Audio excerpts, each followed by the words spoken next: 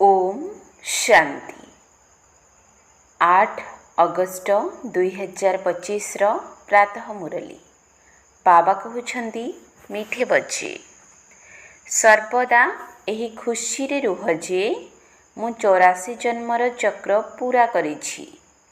एबे निजर घर को फेरिबी। बाकी अल्प किछि दिन एही कर्म भोग चुक्त करिबा को पड़िबो। सर्वदा एही खुशी रे रुह जे मु 84 जन्मर चक्र पूरा करिछि। एबे निजर घर को फेरिबी।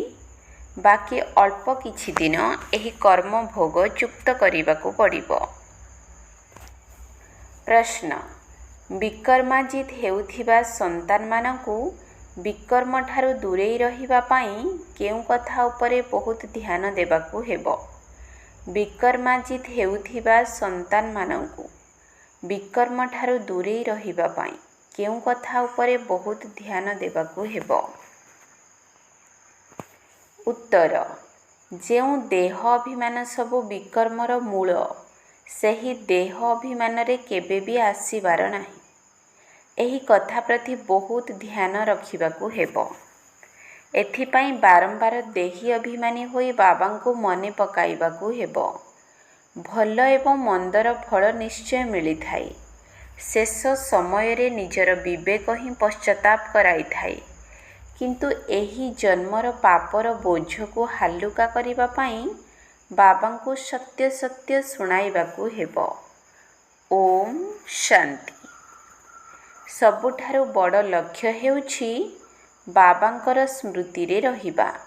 अनेकंकर केवल ज्ञान सुनिबार शौक रहुछि। ज्ञान को बुझिबा तो बहुत सहज अटे। 84 जन्मर चक्र को बुझी स्वदर्शन चक्रधारी हेबाकू पड़िबो। आउ अधिक किछिर आवश्यकता नाही। तुमे संतान माने जानिछ जे आमे समस्ते स्वदर्शन चक्रधारी अटु। स्वदर्शन चक्र द्वारा काहार गला काटुना जेपरी श्रीकृष्णଙ୍କ निमंते देखाइछंती। एही लक्ष्मी नारायण विष्णुଙ୍କର दुईटी रूप अटंती। कौन तांकर स्वदर्शन चक्र रहिछि? पुणी श्रीकृष्ण को चक्र काहिंकी देखाइछंती? गोटिए पत्रिका प्रकाशित हेउछि जेउथिरे श्रीकृष्णଙ୍କର एहीपरि बहुत चित्र देखाई थांती। बाबा तो आसी तुमको राजयोग शिखाउछंती। एपरि नुहे कि चक्र द्वारा असुरंकर विनाश करुछंती। आसुरी स्वभावधारी को असुर बोली कुहा जाए। बाकी मनुष्य तो मनुष्य ही अटंती। एपरि नुहे जे स्वदर्शन चक्र द्वारा समस्तंकु मारुछंती। भक्ति मार्गरे केते केते प्रकारर चित्र तैयारी करुछंती। राति दिनर फरक रहिछि। तुमे संतान मानकु एही सृष्टि चक्र एवं पूरा ड्रामा को जानिबा दरकार। काहिंकिना समस्ते हेउछंती अभिनेता। दुनियार अभिनेता माने तो ड्रामा को जानिछंती। एहा हेला बेहद्र ड्रामा। एहा को विस्तार भावरे केही बुझी परिबे नाही। दुनिया रे तो 2 घंटार ड्रामा होई थाए। विस्तार भावरे ताकू जानी थांती। एठारे तो 84 जन्म को जानिबाकू हेबो। बाबा बुझाउछंती मु ब्रह्मांकर रथरे प्रवेश करुछि। ब्रह्मांकर मध्य 84 जन्मर कहानी दरकार। मनुष्य मानक बुद्धि रे एसबु कथा आसी पारिबो नाही। एकथा मध्य बुझी पारु नाहंती जे वास्तव रे 84 लाख जन्म अथवा 84 जन्म अटे। बाबा कहउछंती तुमको 84 जन्मर कहानी सुनाउछि। 84 लाख जन्म हेले तेबे केते वर्ष सुनाइबारे लागि छिबो? तुमे तो सेकेंड रे जानी जाउछ।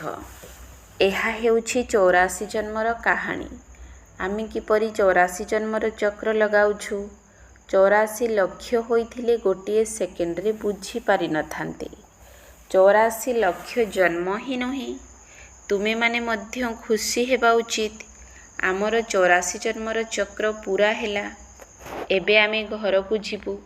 बाकी अल्प दिन ही कर्म भोग रहिछि।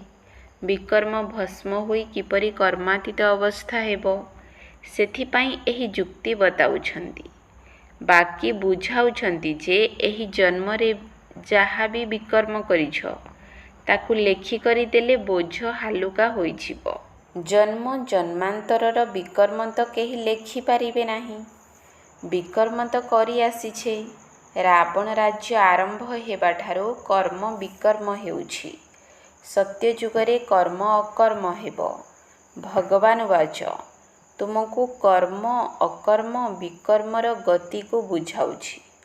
ବିକର୍ମାଜିତ୍ର ସମ୍ବତ ଲକ୍ଷ୍ମୀ ନାରାୟଣଙ୍କଠାରୁ ଆରମ୍ଭ ହେଉଛି। ସିଡ଼ିର ଚିତ୍ରରେ ବହୁତ ସ୍ପଷ୍ଟ ଭାବରେ ରହିଛି। ଶାସ୍ତ୍ରରେ ଏସବୁ କଥା ନାହିଁ। ସୂର୍ଯ୍ୟବଂଶୀ ଚନ୍ଦ୍ରବଂଶୀଙ୍କର ରହସ୍ୟ ମଧ୍ୟ ତୁମେ ସନ୍ତାନମାନେ ବୁଝିଛ କି ଆମେମାନେ ହିଁ ଥିଲୁ। ବିରାଟ ରୂପର ଚିତ୍ର ମଧ୍ୟ ବହୁତ ତିଆରି କରୁଛନ୍ତି, କିନ୍ତୁ ଅର୍ଥ କିଛି ହେଲେ ଜାଣିନାହାନ୍ତି। ବାବାଙ୍କ ବିନା କେହି ବୁଝାଇ ପାରିବେ ନାହିଁ। ଏହି ବ୍ରହ୍ମାଙ୍କ ଉପରେ ମଧ୍ୟ କେହି ଅଛନ୍ତି ନା ଯିଏ ଶିଖାଉଛନ୍ତି। ଯଦି କୌଣସି ଗୁରୁ ଶିଖାଇଥିବେ ତେବେ ସେହି ଗୁରୁଙ୍କର କେବଳ ଇଏ ଜଣେ ଶିଷ୍ୟ ତ ହୋଇପାରିବେ ନାହିଁ। ବାବା କହୁଛନ୍ତି ପିଲାମାନେ ତୁମକୁ ପତିତରୁ ପାବନ ଓ ପାବନରୁ ପତିତ ହେବାକୁ ହିଁ ପଡ଼ିବ। ଏହା ମଧ୍ୟ ଡ୍ରାମାରେ ନିର୍ଦ୍ଧାର୍ଯ୍ୟ ହୋଇ ରହିଛି। ଅନେକ ଥର ଏହି ଚକ୍ରକୁ ଅତିକ୍ରମ କରିଛ, ଆଗକୁ ଅତିକ୍ରମ କରି ଚାଲିବ ମଧ୍ୟ। ତୁମେ ହେଉଛ ଅଲରାଉଣ୍ଡର ପାର୍ଟଧାରୀ। ଆଉ କାହାର ଆଦିରୁ ଅନ୍ତ ପର୍ଯ୍ୟନ୍ତ ଅଭିନୟ ନାହିଁ। ତୁମକୁ ହିଁ ବାବା ବୁଝାଉଛନ୍ତି। ପୁଣି ତୁମେ ଏକଥା ମଧ୍ୟ ବୁଝୁଛ ଯେ ଅନ୍ୟ ଧର୍ମାବଲମ୍ବୀମାନେ ଅମୁକ ଅମୁକ ସମୟରେ ଆସୁଛନ୍ତି। ତୁମର ତ ଅଭିନୟ ଆରମ୍ଭରୁ ଶେଷ ପର୍ଯ୍ୟନ୍ତ ରହିଛି। ଖ୍ରୀଷ୍ଟିଆନମାନଙ୍କ ନିମନ୍ତେ ତ କୁହାଯିବ ନାହିଁ କି ସେମାନେ ସତ୍ୟଯୁଗରେ ଥିଲେ। ସେମାନେ ତ ଦ୍ୱାପରର ବି ମଝିରେ ଆସୁଛନ୍ତି। ଏହି ଜ୍ଞାନ ତୁମ ସନ୍ତାନମାନଙ୍କ ବୁଦ୍ଧିରେ ହିଁ ଅଛି। ଏକଥା କାହାକୁ ବି ବୁଝାଇ ପାରିବ। ଅନ୍ୟ କେହି ସୃଷ୍ଟିର ଆଦି ମଧ୍ୟ ଅନ୍ତକୁ ଜାଣିନାହାନ୍ତି। ରଚୟିତାଙ୍କୁ ହିଁ ଜାଣିନାହାନ୍ତି ତ ରଚନାକୁ କିପରି ଜାଣିବେ? ବାବା ବୁଝାଉଛନ୍ତି ସଠିକ୍ କଥାକୁ ଛପାଇ ଉଡ଼ାଜାହାଜରୁ ସବୁ ଜାଗାରେ ପକାଇବା ଉଚିତ। ସେହିଭଳି ପଏଣ୍ଟସ୍ ଅଥବା ବିଷୟବସ୍ତୁ ଲେଖିବା ଦରକାର। ପିଲାମାନେ କହୁଛନ୍ତି କାମ ନାହିଁ। ବାବା କହୁଛନ୍ତି ଏହି ସେବା ତ ବହୁତ ରହିଛି। ଏଠାରେ ଏକାନ୍ତରେ ବସି ଏହି କାମ କର। ଯେତେ ସବୁ ବଡ଼ ବଡ଼ ସଂସ୍ଥା ଅଛି, ଗୀତା ପାଠଶାଳା ଆଦି ରହିଛି, ସେ ସମସ୍ତଙ୍କୁ ଜାଗ୍ରତ କରାଇବାକୁ ହେବ।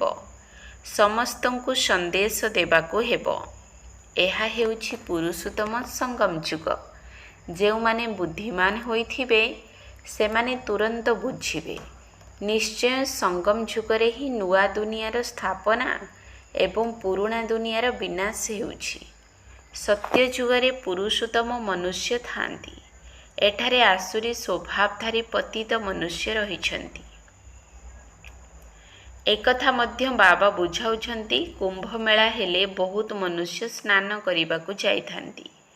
କାହିଁକି ନା ସ୍ନାନ କରିବାକୁ ଯାଉଛନ୍ତି, ପବିତ୍ର ହେବାକୁ ଚାହୁଁଛନ୍ତି।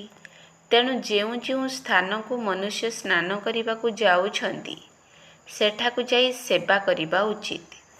ମନୁଷ୍ୟମାନଙ୍କୁ ବୁଝାଇବା ଦରକାର ଏହି ପାଣି ପତିତ ପାବନୀ ନୁହେଁ। ତୁମ ପାଖରେ ଚିତ୍ର ମଧ୍ୟ ରହିଛି। ଗୀତା ପାଠଶାଳାକୁ ଯାଇ ଏହି ପର୍ଚ୍ଚା ବାଣ୍ଟିବା ଦରକାର। ପିଲାମାନେ ସେବା ମାଗୁଛନ୍ତି। ଏହି କଥା ବସି ଲେଖ। ଗୀତାର ଭଗବାନ ପରମପିତା ପରମାତ୍ମା ଶିବ ଅଟନ୍ତି, ଶ୍ରୀକୃଷ୍ଣ ନୁହନ୍ତି। ପୁଣି ତାଙ୍କ ଜୀବନ ଚକ୍ରର ମହିମା ଲେଖ। ଶିବ ବାବାଙ୍କର ବାୟୋଗ୍ରାଫି ଲେଖ। ପୁଣି ସ୍ୱତଃ ନିଜେ ବିଚାର କରିବେ। ଏହି ପଏଣ୍ଟସ୍ ମଧ୍ୟ ଲେଖିବାକୁ ହେବ ଯେ ପତିତ ପାବନ କିଏ।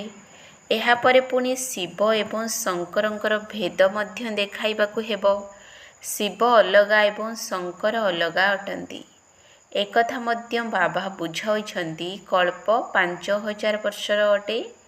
ମନୁଷ୍ୟ 84 ଜନ୍ମ ନେଉଛନ୍ତି। 84 ଲକ୍ଷ ଜନ୍ମ ନୁହେଁ।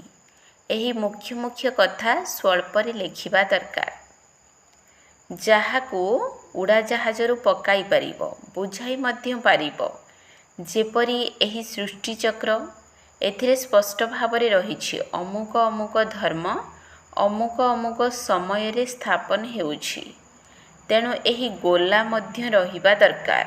ସେଥିପାଇଁ ମୁଖ୍ୟ 12ଟି ଚିତ୍ରର କ୍ୟାଲେଣ୍ଡର୍ସ ମଧ୍ୟ ଛପାଇ ପାରିବ, ଯେଉଁଥିରେ ସାରା ଜ୍ଞାନ ଆସିଯିବ ଏବଂ ସେବା ସହଜରେ ହୋଇପାରିବ। ଏହି ଚିତ୍ର ବହୁତ ଜରୁରୀ ଅଟେ। କେଉଁ ଚିତ୍ର ତିଆରି କରିବାକୁ ହେବ? କ'ଣ ସବୁ ପଏଣ୍ଟସ୍ ଲେଖିବା ଦରକାର? ତାକୁ ଏଠାରେ ବସି ଲେଖ। ତୁମେ ଗୁପ୍ତ ବେଶରେ ଏହି ପୁରୁଣା ଦୁନିଆର ପରିବର୍ତ୍ତନ କରୁଛ। ତୁମେ ଗୁପ୍ତ ଯୋଦ୍ଧା ଅଟ। ତୁମକୁ କେହି ଜାଣିନାହାନ୍ତି। ବାବା ବି ଗୁପ୍ତ ଏବଂ ଏହି ଜ୍ଞାନ ମଧ୍ୟ ଗୁପ୍ତ ଅଟେ। ଏହି ଜ୍ଞାନର କୌଣସି ଶାସ୍ତ୍ର ଆଦି ତିଆରି ହୁଏ ନାହିଁ। ଅନ୍ୟ ଧର୍ମସ୍ଥାପକମାନଙ୍କର ବାଇବେଲ ଆଦି ଛପାଯାଉଛି, ଯାହାକୁ ପଢ଼ି ଆସୁଛନ୍ତି। ପ୍ରତ୍ୟେକଙ୍କର ଶାସ୍ତ୍ର ଛପାଯାଉଛି। ତୁମର ଶାସ୍ତ୍ର ପୁଣି ଭକ୍ତି ମାର୍ଗରେ ଛପାଯିବ। ଏବେ ଛପାଯିବ ନାହିଁ, କାହିଁକିନା ଏବେ ତ ଏହି ଶାସ୍ତ୍ର ଆଦି ସବୁ ବିନାଶ ହୋଇଯିବ। ଏବେ ତୁମକୁ ବୁଦ୍ଧି ଦ୍ୱାରା କେବଳ ବାବାଙ୍କୁ ମନେ ପକାଇବାକୁ ହେବ।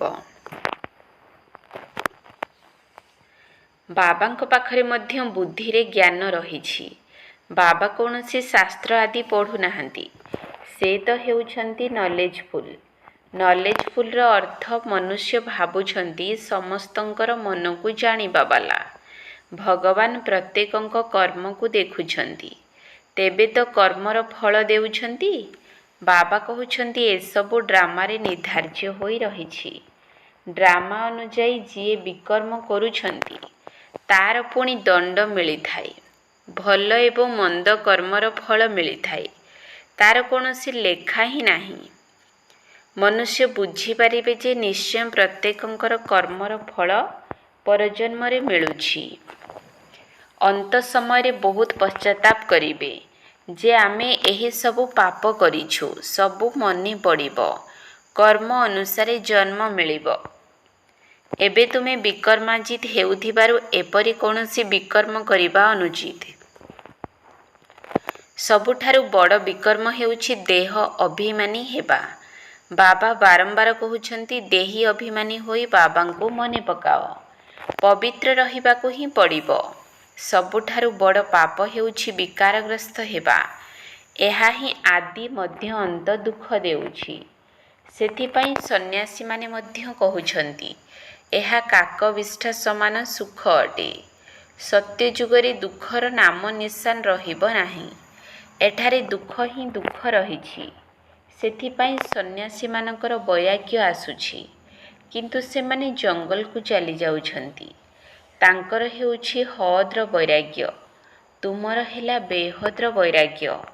ଏହି ଛି ଛି ଦୁନିଆ ବିକାରୀ ଅଟେ। ସମସ୍ତେ କହୁଛନ୍ତି ବାବା ଆସି ଆମର ଦୁଃଖ ଦୂର କରି ସୁଖ ଦିଅ। ବାବା ହିଁ ଦୁଃଖ ହର୍ତ୍ତା ସୁଖ କର୍ତ୍ତା ଅଟନ୍ତି। ତୁମେମାନେ ହିଁ ବୁଝୁଛ ଯେ ନୂଆ ଦୁନିଆରେ ଏହି ଦେବତାମାନଙ୍କର ରାଜ୍ୟ ଥିଲା। ସେଠାରେ କୌଣସି ବି ପ୍ରକାରର ଦୁଃଖ ନଥିଲା। କେହି ଶରୀର ଛାଡ଼ିଲେ ମନୁଷ୍ୟ କହନ୍ତି ସ୍ୱର୍ଗବାସୀ ହେଲା। କିନ୍ତୁ ଏକଥା ବୁଝୁନାହାନ୍ତି ଯେ ଆମେ ନର୍କରେ ଅଛୁ। ଆମେ ମଲେ ସ୍ୱର୍ଗକୁ ଯିବୁ। କିନ୍ତୁ ସେ ଆତ୍ମା ସ୍ୱର୍ଗକୁ ଗଲା ନା ପୁଣି ନର୍କକୁ ଆସିଲା? କିଛି ବି ହେଲେ ବୁଝୁନାହାନ୍ତି। ତୁମେମାନେ 3 ଜଣ ପିତାଙ୍କ ରହସ୍ୟ ମଧ୍ୟ ସମସ୍ତଙ୍କୁ ବୁଝାଇ ପାରିବ। 2ଟି ପିତା ବୋଲି ତ ସମସ୍ତେ ଜାଣୁଛନ୍ତି ଯେ ଲୌକିକ ଏବଂ ପାରଲୌକିକ, ପୁଣି ଇଏ ଅଲୌକିକ ପ୍ରଜାପିତା ବ୍ରହ୍ମା ସଙ୍ଗମ ଯୁଗରେ ଅଛନ୍ତି। ବ୍ରାହ୍ମଣ ମଧ୍ୟ ଦରକାର ନା। ସେହି ବ୍ରାହ୍ମଣ ବ୍ରହ୍ମାଙ୍କର ମୁଖ ବଂଶାବଳୀ ନୁହନ୍ତି। ଜାଣିଛନ୍ତି ବ୍ରହ୍ମା ଥିଲେ, ସେଥିପାଇଁ ବ୍ରାହ୍ମଣ ଦେବୀ ଦେବତା ନମଃ କହୁଛନ୍ତି। ଏକଥା ଜାଣିନାହାନ୍ତି ଯେ କାହାକୁ କହୁଛନ୍ତି, କେଉଁ ବ୍ରାହ୍ମଣ। ତୁମେ ହେଉଛ ପୁରୁଷୋତ୍ତମ ସଙ୍ଗମ ଯୁଗୀ ବ୍ରାହ୍ମଣ। ସେମାନେ ହେଲେ କଳିଯୁଗୀ। ଏହା ହେଉଛି ପୁରୁଷୋତ୍ତମ ସଙ୍ଗମ ଯୁଗ। ଯେତେବେଳେ କି ତୁମେ ମନୁଷ୍ୟରୁ ଦେବତା ହେଉଛ, ଦେବୀ ଦେବତା ଧର୍ମର ସ୍ଥାପନା ହେଉଛି। ତେଣୁ ତୁମ ସନ୍ତାନମାନଙ୍କୁ ସବୁ ପଏଣ୍ଟସକୁ ଧାରଣ କରି ସେବା କରିବା ଉଚିତ। ପୂଜା କରିବା ପାଇଁ ଅଥବା ଶ୍ରାଦ୍ଧ ଖାଇବା ପାଇଁ ବ୍ରାହ୍ମଣ ଲୋକେ ଆସିଥାନ୍ତି। ତାଙ୍କ ସହିତ ମଧ୍ୟ ତୁମେ ଜ୍ଞାନର ବାର୍ତ୍ତାଳାପ କରିପାରିବ। ତୁମେ ତାଙ୍କୁ ପ୍ରକୃତ ବ୍ରାହ୍ମଣ କରାଇପାରିବ। ଏବେ ଭାଦ୍ରବ ମାସ ଆସୁଛି। ସମସ୍ତେ ପୂର୍ବପୁରୁଷଙ୍କୁ ଖୁଆଉଛନ୍ତି। ତାହା ବି ଯୁକ୍ତିର ସହିତ କରିବା ଦରକାର। ନଚେତ୍ କହିବେ ବ୍ରହ୍ମାକୁମାରୀମାନଙ୍କ ପାଖକୁ ଯାଇ ସବୁକିଛି ଛାଡ଼ିଦେଲେ। ଏପରି କିଛି କରିବା ଅନୁଚିତ, ଯେଉଁଥିରେ ନାରାଜ ହେବେ। ଯୁକ୍ତିର ସହ ତୁମେ ଜ୍ଞାନ ଦେଇପାରିବ। ନିଶ୍ଚୟ ବ୍ରାହ୍ମଣ ଲୋକ ଆସିବେ, ତେବେ ଯାଇ ଜ୍ଞାନ ଦେବେ ନା। ଏହି ମାସରେ ତୁମେ ବ୍ରାହ୍ମଣମାନଙ୍କର ବହୁତ ସେବା କରିପାରିବ। ତୁମେ ବ୍ରାହ୍ମଣମାନେ ତ ପ୍ରଜାପିତା ବ୍ରହ୍ମାଙ୍କର ସନ୍ତାନ ଅଟ। କୁହ, ବ୍ରାହ୍ମଣ ଧର୍ମ କିଏ ସ୍ଥାପନ କରିଥିଲେ? ତୁମେ ଘରେ ବସି ତାଙ୍କର ମଧ୍ୟ କଲ୍ୟାଣ କରିପାରିବ। ଯେପରି ଅମରନାଥ ଯାତ୍ରାକୁ ଯାଉଥିବା ଲୋକେ କେବଳ ଲେଖାରୁ ଏତେ ସ୍ପଷ୍ଟ ଭାବେ ବୁଝିପାରିବେ ନାହିଁ, ସେଠାରେ ବସି ସେମାନଙ୍କୁ ବୁଝାଇବା ଦରକାର। ଆମେ ତୁମକୁ ସତ୍ୟ ଅମରନାଥଙ୍କର କଥା ଶୁଣାଇବୁ। ଅମରନାଥ ତ ଜଣକୁ ହିଁ କୁହାଯାଉଛି। ଅମରନାଥ ଅର୍ଥାତ୍ ଯିଏ ଅମରପୁରୀର ସ୍ଥାପନା କରୁଛନ୍ତି, ତାହା ହେଉଛି ସତ୍ୟଯୁଗ। ଏହିପରି ସେବା କରିବାକୁ ପଡ଼ିବ। ସେଠାକୁ ପାଦରେ ଚାଲି ଚାଲି ଯିବାକୁ ପଡ଼ିଥାଏ। ଭଲ ଭଲ ବଡ଼ ବଡ଼ ଲୋକମାନଙ୍କୁ ଯାଇ ବୁଝାଇବା ଦରକାର। ସନ୍ନ୍ୟାସୀମାନଙ୍କୁ ମଧ୍ୟ ତୁମେ ଜ୍ଞାନ ଦେଇପାରିବ। ତୁମେ ସମଗ୍ର ସୃଷ୍ଟିର କଲ୍ୟାଣକାରୀ ଅଟ। ଶ୍ରୀମତ ଆଧାରରେ ଆମେ ବିଶ୍ୱର କଲ୍ୟାଣ କରୁଛୁ। ବୁଦ୍ଧିରେ ଏହି ନିଶା ରହିବା ଉଚିତ। ଆଚ୍ଛା, ମିଠା ମିଠା ଶିଖିଲ ଧେ ସନ୍ତାନମାନଙ୍କ ପ୍ରତି। ମାତା ପିତା ବାପଦାଦାଙ୍କର ମଧୁର ସ୍ନେହ ସମ୍ପନ୍ନ ଶୁଭେଚ୍ଛା ଏବଂ ସୁପ୍ରଭାତ। ଆତ୍ମିକ ପିତାଙ୍କର ଆତ୍ମିକ ସନ୍ତାନମାନଙ୍କୁ ନମସ୍ତେ। ଆତ୍ମିକ ସନ୍ତାନମାନଙ୍କର ଆତ୍ମିକ ବାପଦାଦାଙ୍କୁ ନମସ୍ତେ ନମସ୍ତେ ନମସ୍ତେ। ସୁପ୍ରଭାତ। ଧାରଣା ପାଇଁ ମୁଖ୍ୟ ସାର। 1 ନମ୍ବର ପଏଣ୍ଟ। ଯେତେବେଳେ କୌଣସି ଏକାନ୍ତ ସ୍ଥାନ ବା ଫୁର୍ସତ ମିଳୁଛି, ସେତେବେଳେ ଜ୍ଞାନର ଭଲ ଭଲ ପଏଣ୍ଟସ୍ ଉପରେ ବିଚାର ସାଗର ମନ୍ଥନ କରି ଲେଖିବା ଉଚିତ। ସମସ୍ତଙ୍କ ନିକଟରେ ସନ୍ଦେଶ ପହଞ୍ଚାଇବା ପାଇଁ ଅଥବା ସମସ୍ତଙ୍କର କଲ୍ୟାଣ କରିବା ପାଇଁ ଉପାୟ କରିବାକୁ ହେବ। ଯେତେବେଳେ କୌଣସି ଏକାନ୍ତ ସ୍ଥାନ ବା ଫୁର୍ସତ ମିଳୁଛି, ସେତେବେଳେ ଜ୍ଞାନର ଭଲ ଭଲ ପଏଣ୍ଟସ୍ ଉପରେ ବିଚାର ସାଗର ମନ୍ଥନ କରି ଲେଖିବା ଉଚିତ। ସମସ୍ତଙ୍କ ନିକଟରେ ସନ୍ଦେଶ ପହଞ୍ଚାଇବା ପାଇଁ ଅଥବା ସମସ୍ତଙ୍କର କଲ୍ୟାଣ କରିବା ପାଇଁ ଉପାୟ କରିବାକୁ ହେବ। 2 ନମ୍ବର ପଏଣ୍ଟ। ବିକର୍ମରୁ ବଞ୍ଚିବା ପାଇଁ ଦେହୀ ଅଭିମାନୀ ହୋଇ ବାବାଙ୍କୁ ୟାଦ କରିବାକୁ ହେବ। ଏବେ କୌଣସି ବିକର୍ମ କରିବା ଅନୁଚିତ। ଏହି ଜନ୍ମରେ କରିଥିବା ବିକର୍ମକୁ ବାପଦାଦାଙ୍କୁ ସତ୍ୟ ସତ୍ୟ ଶୁଣାଇବାକୁ ହେବ। ବିକର୍ମରୁ ବଞ୍ଚିବା ପାଇଁ ଦେହୀ ଅଭିମାନୀ ହୋଇ ବାବାଙ୍କୁ ୟାଦ କରିବାକୁ ହେବ। ଏବେ କୌଣସି ବିକର୍ମ କରିବା ଅନୁଚିତ। ଏହି ଜନ୍ମରେ କରିଥିବା ବିକର୍ମକୁ ବାପଦାଦାଙ୍କୁ ସତ୍ୟ ସତ୍ୟ ଶୁଣାଇବାକୁ ହେବ। ବରଦାନ। ଅଟଳ ଭବିଷ୍ୟତକୁ ଜାଣିଥିଲେ ମଧ୍ୟ ଶ୍ରେଷ୍ଠ କାର୍ଯ୍ୟକୁ ପ୍ରତ୍ୟକ୍ଷ ରୂପ ଦେଉଥିବା ସଦା ସମର୍ଥ ଆତ୍ମା ଭବ। ଅଟଳ ଭବିଷ୍ୟତକୁ ଜାଣିଥିଲେ ମଧ୍ୟ ଶ୍ରେଷ୍ଠ କାର୍ଯ୍ୟକୁ ପ୍ରତ୍ୟକ୍ଷ ରୂପ ଦେଉଥିବା ସଦା ସମର୍ଥ ଆତ୍ମା ଭବ। ଭବିଷ୍ୟତର ନୂତନ ଶ୍ରେଷ୍ଠ ବିଶ୍ୱର ନିର୍ମାଣ ଅଟଳ ହୋଇଥିଲେ ମଧ୍ୟ ସମର୍ଥ ଭବର ବରଦାନୀ ପିଲାମାନେ କେବଳ କର୍ମ ଏବଂ ଫଳର, ପୁରୁଷାର୍ଥ ଏବଂ ପ୍ରାରବ୍ଧର ନିମିତ୍ତ ଏବଂ ନିର୍ମାଣର କର୍ମ ଦର୍ଶନ ଅନୁଯାୟୀ ନିମିତ୍ତ ହୋଇ କାର୍ଯ୍ୟ କରିଥାନ୍ତି। ଦୁନିଆର ଲୋକମାନଙ୍କୁ ବିଶ୍ୱାସ ହେଉନଥିଲେ ମଧ୍ୟ ତୁମେମାନେ କହୁଛ, ଏହି କାର୍ଯ୍ୟ ଅନେକ ଥର ହୋଇସାରିଛି ଏବଂ ଏବେ ମଧ୍ୟ ହୋଇକରି ହିଁ ରହିଛି। କାହିଁକିନା ସ୍ୱପରିବର୍ତ୍ତନ ପ୍ରତ୍ୟକ୍ଷ ପ୍ରମାଣ ନିକଟରେ ଅନ୍ୟ କୌଣସି ପ୍ରମାଣର ଆବଶ୍ୟକତା ନାହିଁ। ଏହା ବ୍ୟତୀତ ପରମାତ୍ମାଙ୍କର କାର୍ଯ୍ୟ ସର୍ବଦା ସଫଳ ହେବା ସୁନିଶ୍ଚିତ ଅଟେ।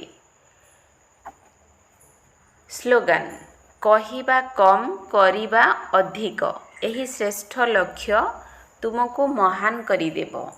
କହିବା କମ୍ କରିବା ଅଧିକ ଏହି ଶ୍ରେଷ୍ଠ ଲକ୍ଷ୍ୟ ତୁମକୁ ମହାନ କରିଦେବ। ଅବ୍ୟକ୍ତ ଇଶାରା ଯଦି ସହଜ ଯୋଗୀ ହେବାକୁ ଚାହୁଁଛ ତେବେ ପରମାତ୍ମ ସ୍ନେହର ଅନୁଭବୀ ହୁଅ। ସେବାରେ ହେଉ ବା ସ୍ୱ ଉନ୍ନତିରେ ହେଉ ସଫଳତା ପ୍ରାପ୍ତ କରିବାର ମୁଖ୍ୟ ଆଧାର ହେଲା ଏକମାତ୍ର ବାବାଙ୍କ ସହିତ ଅତୁଟ ସ୍ନେହ। ବାବାଙ୍କ ବ୍ୟତୀତ ଅନ୍ୟ କିଛି ବି ଦେଖା ନ ଯାଉ। ସଂକଳ୍ପରେ ବି ବାବା, ବାଣୀରେ ମଧ୍ୟ ବାବା, କର୍ମରେ ମଧ୍ୟ ବାବାଙ୍କର ସଙ୍ଗର ଅନୁଭବ। ଯଦି ଏହିଭଳି ଲଭ୍ଲିନ୍ ସ୍ଥିତିରେ ରହି କାହାକୁ ଗୋଟିଏ ଶବ୍ଦ ବି କହିବ ତେବେ ସେହି ସ୍ନେହପୂର୍ଣ୍ଣ ଶବ୍ଦଟିଏ ମଧ୍ୟ ଅନ୍ୟ ଆତ୍ମାକୁ ସ୍ନେହର ଡୋରିରେ ବାନ୍ଧିଦେବ। ଏହିଭଳି ଲଭ୍ଲିନ୍ ଆତ୍ମାର ଏକମାତ୍ର ବାବା ଶବ୍ଦ ହିଁ ଯାଦୁ ମନ୍ତ୍ରର କାମ କରିବ। ଓମ୍ ଶାନ୍ତି।